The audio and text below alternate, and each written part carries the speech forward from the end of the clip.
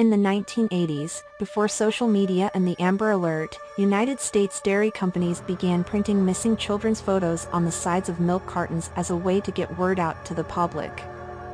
While the program had a low success rate of bringing children home, it helped lay the foundation for methods the National Center for Missing and Exploited Children uses today to help find missing kids. 12-year-old Jonelle Matthews was one of the children. Pictured on dairy containers, Jonelle vanished from her family home in Greeley, Colorado 5 days before Christmas in 1984. The girl on the milk carton features interviews with members of her family, as well as with law enforcement who investigated the case, and a woman who helped solve it. On April 7, 1979, 10-year-old Randy Parscale disappeared while hiking with his grandfather and other relatives at Pepper Sauce Canyon in Oracle, Arizona, nearly 50 miles north of Tucson. According to ABC affiliate KGUN-TV, the group planned on celebrating the boys' good grades, but when it was time to leave, Randy was nowhere to be found. Scent dogs led to a dirt road where tire marks were discovered, leading authorities to believe Randy was abducted. Despite massive efforts, including NCMEC creating an age-progressed photo of the missing boy, Randy has never been found. One of the first, and most famous, faces circulated on a milk carton was 6-year-old New York City boy Etan Patz, who vanished while walking to his Manhattan school bus stop on May 25, 1979. A date former President Ronald Reagan later established as National Missing Children's Day. Etan's disappearance was pivotal in the missing child movement, though it remained unsolved for decades despite far-reaching publicity. Etan's case was reopened in 2012 when the FBI excavated a basement in search of the boy, though efforts yielded nothing fruitful.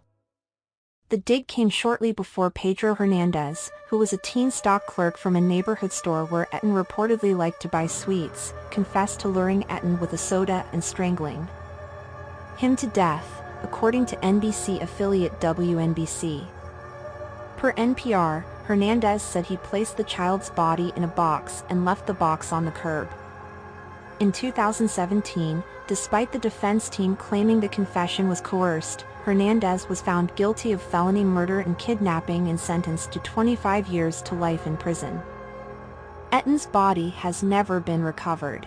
6-year-old Adam Walsh was abducted from a Hollywood, Florida, Sears department store on July 27, 1981. The case helped bring about new legislation, thanks to his parents-turned-missing kid advocates. His father, John Walsh, went on to host America's Most Wanted, as well as other shows that helped catch fugitives and recover children. 2 weeks after Adam's abduction, fishermen discovered the child's severed head in a canal about 120 miles from Hollywood, though the rest of his remains were never recovered, according to NBC News. While there were no convictions in the case, law enforcement and Adam's relatives believe that he was likely murdered by convicted serial killer Otis Toole, who confessed to the murder before dying behind bars in 1996.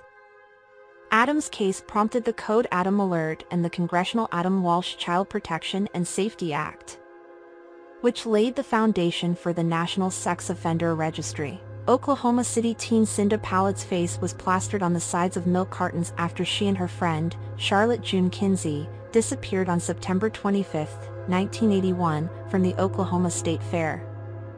Shortly before the 13-year-olds vanished, Charlotte called her mother at around 5 p.m. to say a carnival worker invited them to unload stuffed animals from a truck, agreeing to be home by 9 p.m. According to Oklahoma City ABC affiliate Coco TV, 2 teen boys came forward, saying a man drove them and the girls to unload the purported truck, but that the man then dropped the males off and promised to return, only to disappear with Cinda and Charlotte.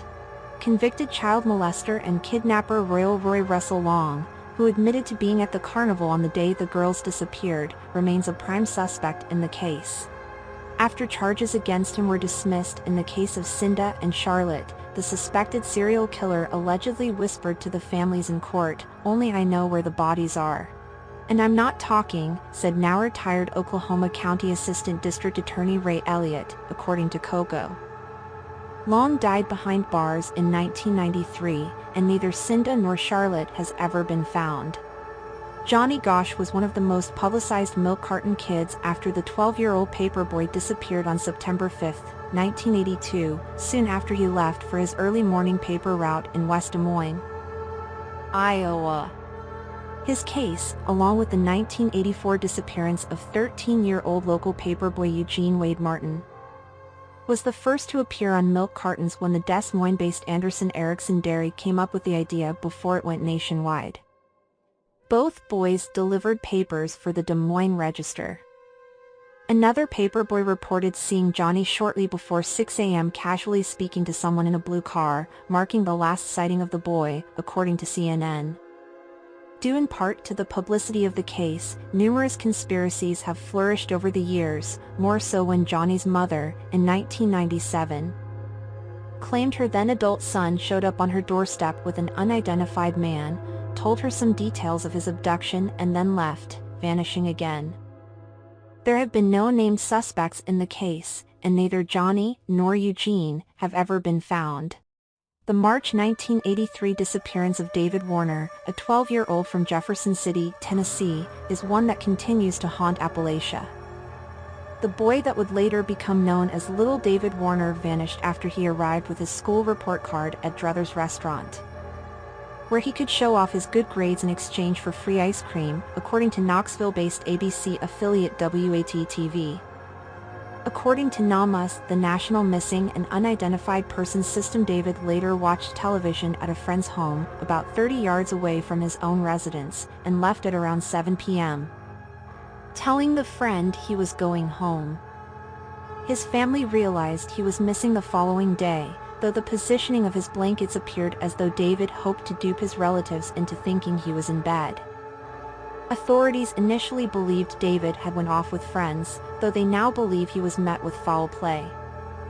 His whereabouts remain unknown.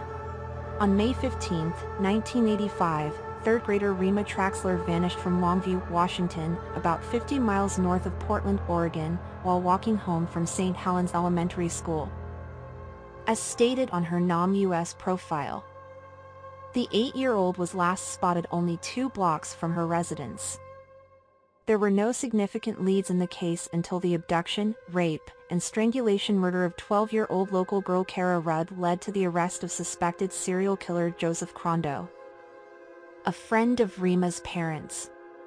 As part of a deal with prosecutors, Crondo confessed to killing Rima similarly to how he killed Kara, having used Rima's parents' designated password, Unicorn, to lure the student into his vehicle before killing her at the same swimming hole where he killed Kara, according to the Seattle Post-Intelligencer.